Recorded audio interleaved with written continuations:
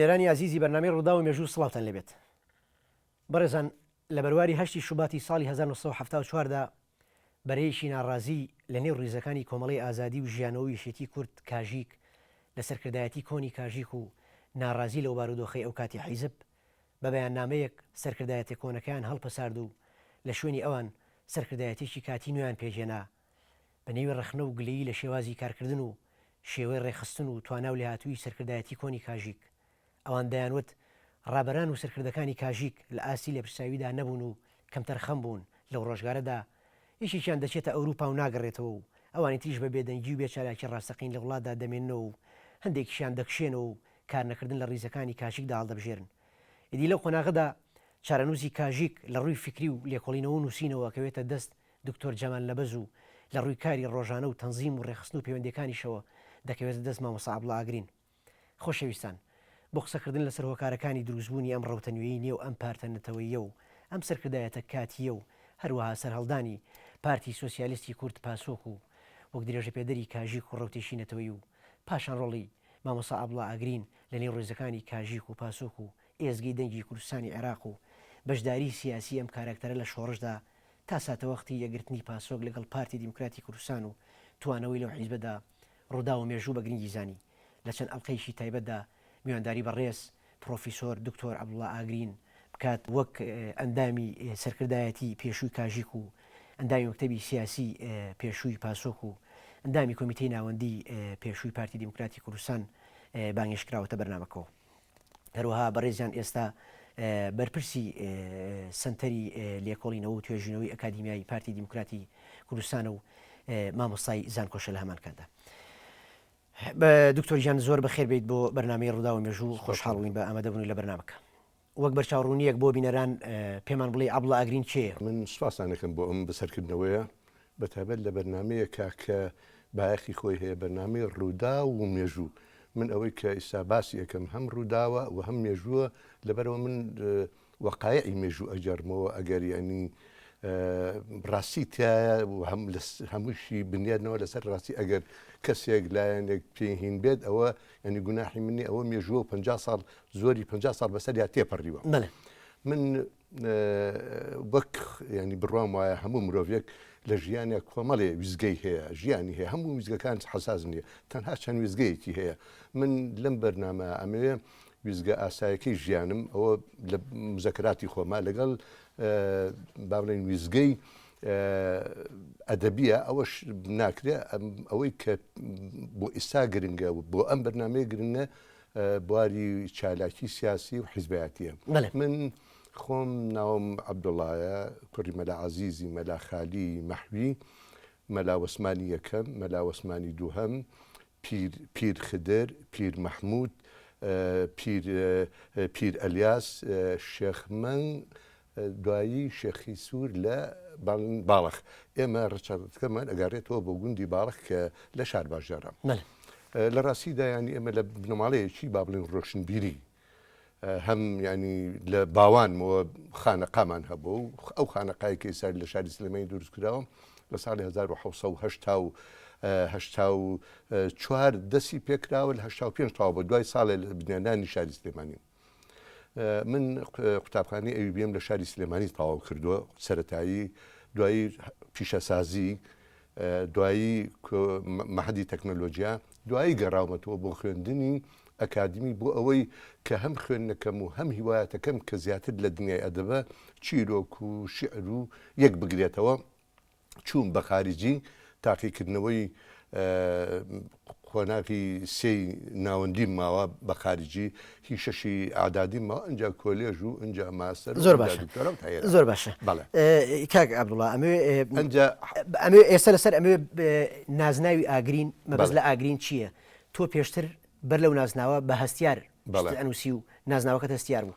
ئاگرین چییە؟ ئەم نازناوە حەقەت ینی کاشێرکۆ بێکەس لە ساڵی 1964 ئەوەی 67 ئەمەی لەوتن بۆچی تۆ بە ناوی مەحویەوە لە قەبی مەحویان ناگری بۆ ئاگرین. ئەم ئاگرینە لە ڕاستیە ینی ناویکی حەرەکییە، ینی هی کاری چالاکی حیزبایەتی هەندێ وزەم لە خۆما ئەبینی و لە ڕاستیدا ینی چالاکی وزە و بزێویەک ئەو لەوەوە هاتووە کە ینی بەردەوام ئەتوانم ینی کارێکی حرەکی و داینمووی فکری و پراکتیکی بکەم ئەو لەوە هاتووە باش بەڵێ اینجا ئەفۆ ئەمەیە هەر لەسەر بردەکان یانەوەی هەر بەرچاوی ڕوونێک بە ینی بینەرانی خۆشەویست بدەم ئەگەر پێ زۆر لە ساڵی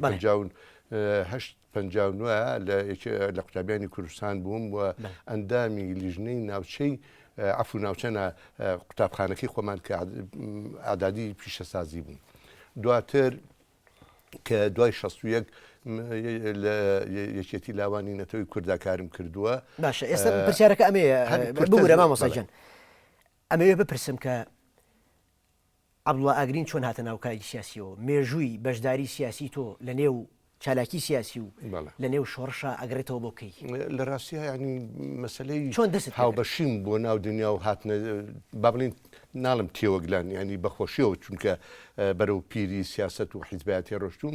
مامم مەلاسعی مەحوی یەکێ بۆ لەوانی کە دوو کەس بوون ئەو لەگەڵ شێخ مەحموود شێخ لەتیفی حەفیدا کۆمەڵەی برایەتیان دروست کرد لە ساڵی 1937 ئەم بە ئەو کۆمەڵەی کە دروستیان کرد بە هانانی شێخ مەحموود حەفید و بە پاڵپشی حەبسەخانی نەقیب بوو دروشمی ئەوان سەربەخۆی کورد و دەوڵەتی کورد بوو ئەمە یابووی لەکەلم ئەمەم چەند جارە ئەبیستەوە لە مام و لە ئامۆژن و لە کاک عوسمانی مام کە ئێستا لە ژیانە ماوە دواتر بەڕاستی لە دوای چواردەی تەمووس ینی تەقینەوەیەکی بڵێن گەورە ببورکانێکی گەورە تەقی و دنیای سیاست و مەسلەی کورد هاتە پێشەوە دایکم یەکێ بوولەوانی کە زۆر هانی ئەیامەوەی وت ئەتخواوەرە عەبڵا چی بوو دەربارەی کورد چیان وت حکوومەتی عێراق ئەڵێ چی عەبدولکەریم قاسیم چی بۆ کوردێ ئەی مەلا موستەفا لەکوێ ئەیکەی ئەگەڕێتەوە ئەی چی ئەڵێ دایکم بە پێچوانی باوکم بەڕاستی بابەتی سیاسەتی دوور بوو لەوە سیاستەوە زیاتر هونەر و خۆن مەعشەر و لەناو خەڵکە ینی کەسێکی مەحبوب بوو دایکم هاندەر بوو اینجا لە دوای چواردەی تەمووس ئەتر بەڕاستی ململانەیەک دروست بوو مەسەلەی دروشمی مافی کورد بە تایبەت کە کورد ئایا یا ئومەنیە کورد ئەبێ یەکێتی قوتابیانی کوردستانی هەبێ یانەی بێ لاوانی هەبێ یا ڕێکخراوەکانی هەبێیان نە ئەو کاتە پارتی دموکراتی کوردستان بەڕاستی ڕابەراتی ئەو خەتەی ئەکرد و منیش زۆر حەزم ئەکرد کە بچمە ناو یەکێتی قوتابیانی کوردستان چۆن چویت سەرەتا چۆن بەرزاریت کە داوام کردوتیان تەمەنی کەمە من لە ڕێگای مامۆسایەکەوە کە ئێستا هەر لە سلێمانیە ناوی مامۆسا عەزیزی ڕەحیمی مەلارعەف و کەریمی عەزیز عیزەت عەزیزی مەلا ڕەحیم ئەمە لە گەڕەکەکەمان بە ئەو زیاتر سەری ئەخلا لە مەسەلەی سیاسەتوەمانە داوام کردوتیان جارێ تەمەنێ نەگەیشتوتە ئەوەی کە بی بە ئەندام لە یەکێتی قوتابیانی کوردستانە بەڵام لە دوای شۆڕشی چواردەی تەمووز کە بووم بە ئەندام بڕوات هەبێت تا ئیستا خۆشترین و بەچێشترین سەروەری بۆ من و خۆشی ئەندام بوونم لە یەکێتی قوتابیانی کوردستانە بوو ئەجا دوایی بەڕاستی لە چالاکی قوتابیانە کارم کرد ئەجا لاوانی دیموکراتی کوردستان ئەجا ئەندام بووم لە پارتی دیموکراتی کوردستاندا تاکو 1961 ئەجا دوایی تا هەڵایسانی شۆڕشی ئەیلول بەڵێ تا شۆڕشی ئەیلول دەستپێکردنی شۆڕشی ئەیلول ئەمە هانەرێکی زۆر بوو بۆ من بەڕاستی ئەجا دوای ئەوە من لە یەکێتی لاوانی نەتەوەی کووردا کارم کرد کە ئەمە ڕێکخراوێکی نەتەوەی بوو تازە بوو هیچ ڕێکخراوێکی نەبوو ئەمەش یعنی گۆڤارێکی دەرەکرد بە ناوی چرای کوردستانەوە ئێمە بەدەستخەت کۆمەڵێ بووین ئەمان نووسیەوە باشە تۆ لەو دەمەیە مامۆستا ببوورە لەو دەمەیە تۆ ئێستا وتت بە شەوق و زەوقێکەوە چوومە ناو یەکێتی قوتابیانەوە خۆشترین ڕۆژی ژیانێک بوو کە بووی بە ئەندام لە یەکێتی قوتابیان بەڵام لە دوای شۆڕشی ئەیلول تۆ لە پارتی دوورەکەویتەوە ڕێکخراوێکی تایبەت دروست من ڕێکخراوی یەکێتی لاوانی نەتەوەی هیچ چێ بوو سەر بەشێ بوو ئەم ڕێکخراوە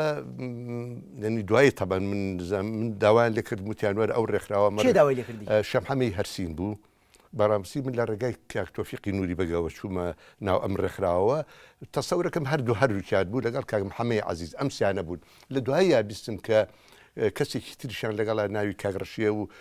وا دەر خەڵکی کوردستانی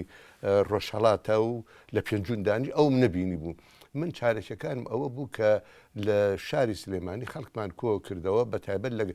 لە سلێمانی بەگشتی و لە شاری لەگەڕکی چوارباغ و ئەبێ بەڕاستی لە یەکێتی لاوانی نەتەوەی کووردا دەوری مامۆسایەکەیە مامۆسا غەفور ئەمینی پیاڵن کا غەفور ئەمین کە کوڕی ئەمینەفەنی ئەرجوحانوسە و ڕۆشنبیرێکە دەوری گەورە و فەزلی گەورەی هەبوو بەسەر ئەو ڕێکخراوەوە بەسەر هەتا کاژیکی شەوە دوایی خەڵکێکی کەسێکی زۆر چالاک بوو کەسێکی زۆر دڵسۆز و تا ئێستاش هەرباوە لە ژیانە ئەبێ دەوری ئەو شخصە بژین نەکەین ئەنجا من کە لە ڕێکخراوی یەکێتی قوتابی لاوانی نەتەوەی کووردا بووم پێشنیازێکم کرد وتم بۆچی بۆ ئەو کاک تۆفیقی نووری بە کە بەیەکەوە بوون وتم بۆچی ئێمە ڕێکخراوی دروست نەکەین بە ناوی چونکە زۆر کەسەیە وازانێ ئەم ڕێکخراوی لاوانە حیزبەت حەز بە حیزبایەتی ناکا قوتابیە نایبێتە ناو حیزبەوە بەڵام یەک ڕێکخراوێکی قوتابیانە مان دروست کرد بە ناوی لە 21 سێی 1962 ئەو ڕێکخراوەمان دروست کرد بە ناوی یەکێتی قوتابیانی نەتەوەی کورد ئەم سێ کەسە بووین چوار کەسە بووین من بووم کاک تۆفیقی نووری بەک بوو لەتیف قەراخی بوو لەگەڵ کەمال عەبدوڵڵا ئەم چوارە ئەندامی سەرکردایەتی بڵێن وەکو سکرتاریەت بوون و ڕۆژنامەیەکیشمان هەر بە دەستنووس بە نهێنی لە شاری سلێمانی ئەنووسیەوە و بە ناوی ڕابەرەوە تقریبا نسخەیەکمان لێ ئیسینساخە کرد بە کۆپی بەڵێ وەرەقەی کۆپیمان خستە بینی هەرێکەمان 5 نسخە وەکو چرای کوردستانەکە بڵاومانە کردەوە پاشان هەر وەکو کورتەیەک بۆی بچمە کورتێهینەوە دوایی لە ساڵی 1970 من کۆنفرانسێکی کاژی گیرە لە ماڵی کاکامیرجی لە سلێمانی تقریبا هەمومان وەکو کۆنگرێ کۆنفرانس نەبوو وەکو کۆنگری حەو کەس بوون وەکو ئەندامی سەرکردایەتی تەبەن دیارە کە کۆنگرە ئەگیرە و کۆنگرە هەمووی حەو کەس بێ حەو کەسەکە سیفەتی سەرکردایەتی هەیە و ئەوانەی کە لەگەڵیش مابوون لێ من مەسئولی لقی ئەوسای کاژیک بووم لەگەڵ مامۆستا محەممەدجی ئەسڵان و کاک حەمعەلی فەرەج لەگەڵ فەتاح عەبدوڕەزاقە و یعنی ئەمە وەکو لەوێەوە ئەتر سیفەتی قیادەی کاژیک بە من درا لە دوای با بڵێن هەرس بووم بە سەرەتا هەر پەیوەندیم هەبوو دوایی بووم بە ئەندامی سەرکردایەتی پاسۆک وەکو ئەندامی مەکتەبی سیاسی و دواتر لە یەکگرتنە ئەندامی مەکتەبی سیاسی یەکگرتن بووم و ئەندامی ئەنجومەنی سەرکردایەتیش بوون کە نوێنەری هەرسی حیزبەکە گەل و پاسۆکوش ببورەسەجان ئەوانە بە قۆناغ باسەکەین ئێستا ئەمەوێ بوو جەرمەوە بۆ سەرەتای ساتە وەختی هەڵایسانی شۆڕشی ئەیلول تۆ ئەو کات لە ناو کاری سیاسیا بووی ئایا شۆڕشی ئەیلول ئامادەی بۆ کرابوو یاخود هەلێکی مێژووی بوو قۆزرایەوە لە ڕاستیە ینی من تەسەوەرەکەم ینی هەڵچوون یا هەرزەیی سیاسی و خوێنگەریمیمان بۆ کوردایەتی ئێمە چەند گەنجە بوون چەند کوڕێکی گەنجی شاری سلێمانی بووین ینی دوای هەرس دوای ئەوەی کە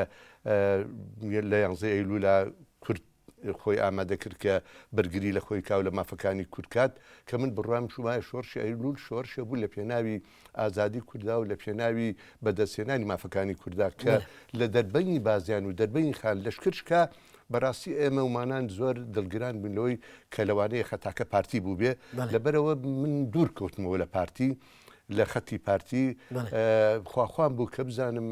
ڕێکخراوێکی تر هەیە تەنزیمێکی تر هەیە لە دواییە لە ئەنجامی ئەو خورتە و بۆڵە و گفتوگۆ مناقەشەیە ڕووکردە ناو یەکێتی لاوانی نەتەوەی کورد کە تەسەوەرەکەم من سێهەم کەس بوو بێتم بە تەقدیر و بە تەحدید و بە تەحلیلێکی ڕێبازێکی زانستانە کاک محەممەی هەرسین بوو کاک تۆفیقی نووری بوو من بووم ئەنجا دوایی کاک مامۆستا غەفور ئەمین و مەجموعەیەکی ترکەوە لە تەفاسیلەکەی ئەتوانین لە دوایە باسکەین پاشان ئەو گۆوارەمان دەرکرد ئەنجا دوایی ئەو ڕۆژنامەیەمان دەرکرد لەو کاتە تا 1963 تاکو ینی هەتا کارەساتی با بڵین دڵتەزێنی زعیم سەدیقی ئەرهابی کە هاتمەنی تەجەولێکی کرد و ڕۆڵانی خەڵکی شاری سلێمانی زیندانی کرد لە حامیە و چەند کەسێکی ڕۆڵەی گەنجی ئەو شارەی زیندە بەچاڵ کرد خاکیان بەسەرا و بۆ هینیکردن لەسەر ئەوەی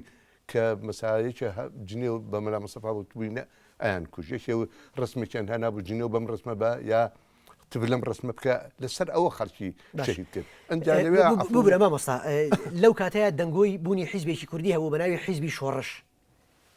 ئەم حیزبی شۆڕشە کیە بوون تۆ چەند ئاگاداری ئەوە بووی بەر لە 60 بۆ 61 بەڵێ من ئێستا لێ ئەوەی بەڵێن ینی یەکێتی لاوانی نەتەوەی کورد کاری خۆی بکە من لە چەند دانیشتێکە ئەوەم بیست کە حیزبێک دروست بووە لە سنووری پێنجون بە ناوی حیزبی شۆڕش هەتا باسییانە کرد کە کاک حەمڕەشی خانی خوا لێ خۆش بوو لەگەڵ محموو فەنی هەمەوەن ئەمانە مجموعەیەکان ئەیان ئەو حیزبە وەکو حیزبێکی نەتەوەی دروستکەن چێ بوون ئەمانەی کوردی ڕۆژهەڵات بوونیایی نەخێر لێرە بوو بەڵام ینی لەسەر سنووری ئێران بوو عێراق ئێران بوو ینی لە منطقەی پێنجون و ئەمانە بوو ئەوە هەر ماوەیە بۆتر دەوری نەما ئەجا بێمەوە سەر 1963 کە ئەو منعی تەجەولە بوو هەموو خەڵکەکە ڕێژ بگیری گیرە لەوانە کاک تۆفیەک گیرا کاک شەمحەمەی هەرسین ڕای کرد چووە قەرەداخور لە زەرگوێز بوو من لە خانەقا بووم خانەقای مەحوی لەوێ ینی با بڵێن بەر نەکەوتم و لەوێ مابوومەوە بیرم کردەوە کە ئێمە چرای کوردستان دەرەکەین و کاتی هاتۆ 25 مانگە و دەرنەچووە خۆم بە بادرێک شخصی خۆم هاتم لەسەر ژمارەی پێشوو لە خانەقا بە دەستخەتی خۆم ژمارەیەکی ترم نووسیەوە و تقریبا هەش ژمارەم لێ کۆپی کرد بەدەست برد من بۆ ئەوانەی هەتا من لەو کاتە ناوی حرەکیم هەستیار بوو داوام کرد لە تەنزیم ئەوەی کە پەیوەندی پچراوە با پەیوەندی بکاتەوە بە هەسیارەوە کە من بۆ ئەوەی تەنزیم سەر لە نوێ دروستکەینەوە ئەمە وەکو ئەرچێکی نەتەوەی مێژووی و حیزبی بەڕاستی بەجێمهێنا پاشان کە تا ئەو وەختە ناوی کاژیک نەبوو و من ئەوەی کە ئەمزانی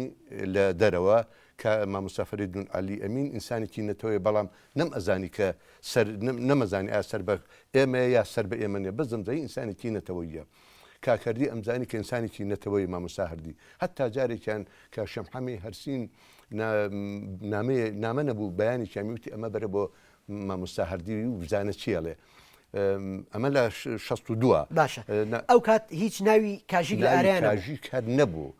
کاژیکیش کە بەنهێنی کاری کردووە هیچ ئۆرگان و بڵاوکراوەیەکی نەبووە بڵاوکراوەیەکی بوو دوایی ئێمەسەری بیستم کە کاژیک و بە عەمەلی بینیم کە پاژەوەی پارتیگەل و لەگەڵ پارتیگەلی کورد و لەگەڵ کاژیکایەکیان گرت کە ئەمە تاریخێکە تا ئێستا ناحەقی بەرامبەرەکرێەوە زوو کەس باسی نەکردووە و خەڵک وا ئەزانن ئەوەی لە 61ەوە بۆ ئیمتیدا یعنی هەر کاژیکە و کاژیک هینی کردو بەڵام وانە بوو من کە بەیانەکەم بر بۆ کاک مامۆستا هەردی لە ماڵەوە ماڵیان لە سابونکەران و لای ماڵی قازێەوە بوو شەمحەمەی خاڵ کە بەیانەکەم بە بجامە و هاتە دەریوتی ئەوە چیە وت مەڵا ئەم بەیان بۆ جەناب بەستان ئەحمەد هەردی شاعیرە خۆم بم بر بەڵێ ئەحمەد هەردی شاعیر بەڵێ مامۆستا ئەحمەد هەردی کە بۆم بەر زۆر سڵەمێەوە زۆر حەزەری کرد لێی وەرگوتی چێ پێویستی بۆ منی هێناوە چۆن بۆ منی هێناوە کۆمەڵێ پرسیاری کرد من تەسەوەری ئەومە کرد کە نامەکەی بەمە دەستم باتە ژوورەوە کۆمەڵێ محازەرەیەکم بۆە ینی حاڵەتێکی بۆ من مێژوویەکی زۆر گەورە ئەبوو بەڵام من تووشی سەدمە بووم لەو کات باشە لە ترسا ئاوایکردیا ئەویست شتەکە بەنهێنی بێ و خۆی ئەوە گومانی لە تۆ ئەوە شێوازەکەی کاژیک بوو کە کارێکی وەکی نەگاتە ئەوەی ینی لەبار بچێ نەگاتە ئەوەی پیشانی خەڵک خۆی ببینێ بەڵێ و نەگاتە ئەوەی کە ئەبواە ینی قیادەی شۆڕش و حرەکەی کوردی ئەو بیکردا کاژی بەڵام بەهۆی ئەو سڵەمینە و حەزەرە و ئەو شێوازی کارکردنە بەڕاستی داچوون من هەتا پێی نەوتم بڵێ وەرە ژوورەوە مەساباسی قسەیەکم بۆ بک بڵێ هەرەوە وتێمە لە کوێ وەرگر چۆن وەرگر چوە چۆن ناوی منیان پێ و منی وتمەڵا پیانوتم بیبە بۆ جەنابی مامۆستا هەردی ئەمەنگە ینی ئەتر کە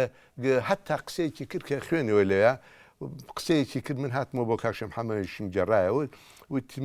وتی ئەمە لە مەهدا ئەتاسی ئەوسا بەڕاستی عەرەبیەکەم زۆر بەقۆر نەبوو نەمەزانی مەهد مەبەز لە بێشکەیە و هەر لە هینا ئەتاسێ ینی ئەم حرەکەیە سەر ناگرێ ئەمە حەزەر بوون ئەحمەد هەردی شاعیر ئەمە مامۆستا ئەحمەد هەردی شاعیر ئەمەی بە من وت بەڵام ئەو ساحەت ناوی کاژی نەبوو هەر یەکێتی لاوانی نەتەوەی کورد بوو ئەنجا لەو سەردەما کە یەکێتی لاوانی نەتەوەی کورد دەوری ئەبینی دیارە کاک شەمحەمە بیری لەوە کردەوە کەتر ئەبێ حیزبێ سەرپەرشتیەوە بکە بەیانێک دەرکرا هەر بەیان لەگەڵ ڕۆژنامەیە کاتر پەیڕۆ و پرۆگرام ئەمانەم نەبینی یایە دەستم لە دوکانەکەی خۆی کە لە شەقامی مەولێ بوو من بەڕاستی مامۆستا کاک شێخ محەممەد هەرچین بە مامۆستای خۆمەزانم زۆر شتی فێر کردوم وەلو تا ینی ئێستاش پێی نەوتم بڵێ من سەرکردەی و قیادەی کاژی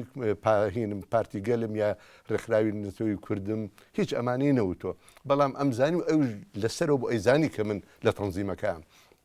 من زۆر قەرزارباریەوەم زۆر شتی پەروەردە و زۆر شتی فێرکردم کە تا ئێستا سوودی لێوەرەگرم کاک شەم حەمە کە بۆم بردەوت مەڵام مامۆستا کاک شەم حەمە وای و پێکەنیوتی وای وتماێمێرەمانە ئەتر دوایی پاش ئەوەی کە بابلین منعی تەجەولەکە تەواو بوو عەبدولسەلام عارف ئینقیلابەکەی کردەوە بەسەر باسەکانە لە 18 تشرینە ئافاقێکی تر هاتە پێشەوە و پێشمەرگە نەقتێ جوڵی کردو و حرەکاتی کردو ئەمانە لەو کاتە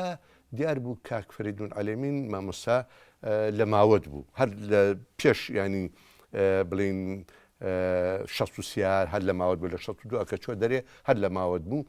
کاک محەممەد عەزیز کە کەسێکی دڵسۆز و نەتەوەیکی پاک و بێگەر بوو ئەوش هەر لە ماوەت بوو یەکتریان بینی بوو من ئەمە مامۆستا فەریدون وەکو تاریخ ئەمەی بۆ من جێراوەتەوە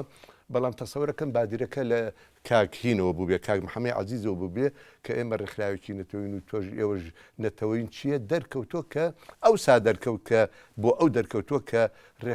حیزبێکەیە بە ناوی کاژیکەوە ئەنجا پاش مداوەلاتێکی زۆر لەگەڵ یەکا گفتوگویان کرد من ئەمە کاک مامۆستا فەریدون عەلەیمین بۆی جەنەوەتی لەگەڵ کاک محەممەد عەزیزە چەند دانیشتێکمان کرد بیرمان لەوە کردەوە کە ئەم دوو ڕێکخراوە یا ئەم دوو تەنزیمە یا ئەم دوو حیزبە بۆ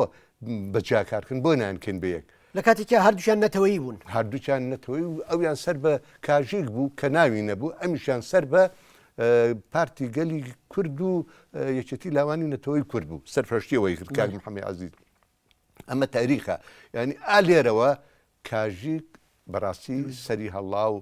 هاتە پێشەوە چونکە کاژیک لە 4 1950 دروست بوو و قیادەکانیان تەبەن دوایی دەرکەوت لە ڕێگایانی کە بەم نیشان وتو کە کاکامیل ژیریش باسی کردو لە هینەکانیا لە 7 کەس بوون کاکردیە کاک جەمال نەبەزە کاک دکتۆر ئیحسانە کاک عەبدوڵڵا جەوهەر کاک فایق عارفە ئیحسان عەبدولکەریمە کامیلژیر وت بەڵێ بەڵام ئەمانش هەتا ینی دەنگی نایەوە لەو کاتا کە ئەو پەڕی ئاسۆیەکی فراوان بۆ کوردایەتی و حیزبایەتیە بوو کە حیزبەکەیە بە ناوی کاژیکەوە ئەدنا لەوانە بوو من لە 59 ببوومە بچوومە کارم لەگەڵا بکردنایە بەڵام دەنگیان نەبوو ئەمە کۆمەڵێ بەڕاستی ڕۆشنبیری هەڵبژاردە تا بڵێ دڵسۆز تا بڵێ مسەقف تا بڵێ پەر تا بڵێ شارەزا لە کاری سیاسیە بەڵام بەڕاستی ئەو نەبوونی گیانی ئیقتیحامی و سەدامی و ئەو حاڵەتە وای کرد کە بە ئەو حەزارە زۆرە لە 52 لە 4 59 نیسانەوە دروست بوو من لە 63 ناویم بستووە لە 64 نەک لە 63 باشە بەم خۆشاردنەوە و سڵەمینەوەی چۆن خەڵکیان بانگ کرد بۆ ناو حیزبەکە چۆن خەڵک چۆن بانگەکرا بۆ ناو حیزب کە لە کاتێکە ئەوان خۆیانە شاردووە و شتەکان ئەو تەنزیمە من بۆی ئەڵم ئەو هێزەی کە دوایی بوو بە لەشکروی هێزی نەتەوەی کاژیکی یەکێتی لاوانی نەتەوەی کورد و یەکێتی قوتابیانی نەتەوەی کورد و پارتی گەل بوو ئەوان هەیان بوو نخبەیەکی زۆر کەمیان لەگەڵا بوو دوایی جای سادێمە سەری کە مداوەلات کرا بیریان لەوە کردەوە بەبێ کۆنگرش تەمان بیریان لەوە کردەوە کە ببن بەیەک فعلەن بەیانێک دەرکرا کە کاژیک و پارتی گەل بوون بەیەک و لەو کاتان ناوی کاژیک ناوەکەی وەکو خۆیمە بەڵام تەنزیمەکەی پارتی گەل و یەکێتی لاوانی نەتەوەی کورد و یەکێتی قوتابیانی نەتەوەی کورد خراج ژێردەسی کاژیکەوە ئەتب لەوێ تەقینەوەکە دروست بوو خەڵک بەنە لە 64ەوە باسی کاژی کرا و کاژی ئەمە و کاژی حرەکەیەکە لەو کاتەوە بوو هەتا من تا ئەو وەختە نەمبیست بوو من لێکبوونی تەنزیمەکە کە بوو تەبەن لقی سلێمانی کاژیکداندا من ئەنداموتیا کاشێرکە و بێکەس مەسئولمان بوو لەگەڵ مامۆستا حەمە عەلی فەرەد لەگەڵ فەتا عەبدوڕەزاق لەگەڵ مامۆستا محەممەد مەجید ئەسڵان ئەمانە هین بوون ئەوان چیان هەبوو بڕوات هەبێ پەنجەی دەست بوو کاژی ئەوسا وەکو تەنزیمەکەی خۆیان کاک شێرکۆ بوو کاک حەمەی مەجید ئەسڵان بوو کاک حەمە عەلی فەرەج بوو شەهید لەتیف عەلی بوو لەتیف عالی هەم بوو بە مەسئولی لقی سلێمانی یەکێتی لاوانی نەتەوەی کورد من بووم بە جێگرەکەی من بووم بە جێگرێک کاک تۆفیق نووری بەجیش بوو بە مەسئولی یەکێتی لاوا قوتابیانی نەتەوەی کورد لە شار ئەمە تەنزیمەکە بەم شێوە بوو بەڵام